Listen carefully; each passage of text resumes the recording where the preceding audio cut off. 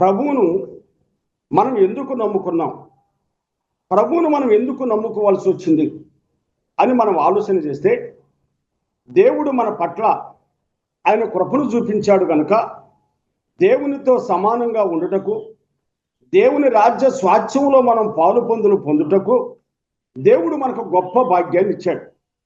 ఈ గొప్ప భాగ్యం ఏమిటి అని మనం ఆలోచన చేస్తే, ఆయన దృష్టి లేకపోతే మనం మనస్సును మార్చుకొనలేం. మనం ఎప్పుడైతే మనస్సును మార్చుకుంటామో, మనస్సును మార్చుకున్న నాటి నుండి నిరీక్షణ కలిగి పరిశుద్ధత కలిగి జీవిస్తే పరిశుద్ధుని చూస్తాం, పరిశుద్ధ రాజ్యానికి వారసులమవుతాం, పరిశుద్ధ రాజ్యములో పాలు పొందుతామని మనకు లేఖనం తెలియపరచబడుతుంది. దేవుడు ప్రేమించి మనం మరణించుట, నశించిపోవుట ఇష్టం లేక, అంటే మన ఆత్మ నశించిపోవుట ఇష్టం లేక, శరీర మరణం ఎవరికైనా సాధ్యం. శరీర మరణం విడిచిన తర్వాత ఆత్మ ప్రాముఖ్యమైనది కనుక ఆ ఆత్మ మన నిత్య రాజ్యంలో ఉండాలి అంటే మనం మనస్సును మార్చుకొని రక్షింపబడాలి. రక్షింపబడిన నాటి నుండి నిరీక్షణ కలిగి పరిశుద్ధత కలిగి జీవించినప్పుడు పరిశుద్ధ పట్టణానికి మనం వారసులం అవుతామని చెప్పి లేఖనం తెలియపరచబడుతుంది.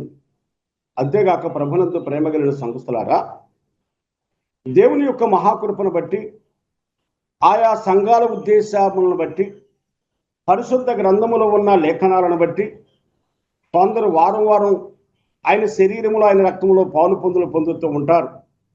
కొందరు నెల నెల ఆయన శరీరములో ఆయన రక్తంలో పాలు పొందుతూ ఉంటారు. కొందరు 3 నెలలకు ఒకసారి ఆయన శరీరములో ఆయన రక్తంలో పాలు పొందుతూ ఉంటారు. ఇవన్నీ కూడా పరిశుద్ధ గ్రంథంలో ఉన్నాయి కనుక ఎవరి యొక్క ఉద్దేశాలను బట్టి వారు ఆ రీతిగా ఆ పరిశుద్ధ గ్రంథాన్ని బట్టి వారు క్రమాన్ని పాటిస్తూ ఉన్నారు.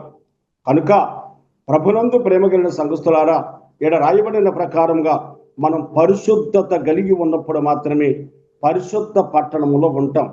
పరిశుద్ధ పట్టణములో ఉండాలి అంటే, ఆ పరిశుద్ధ పట్టణానికి మనం వారసులం అవ్వాలి అంటే మనం ఆయన శరీరములో ఆయన రక్తములో పాలు పొందవలసి ఉన్నది.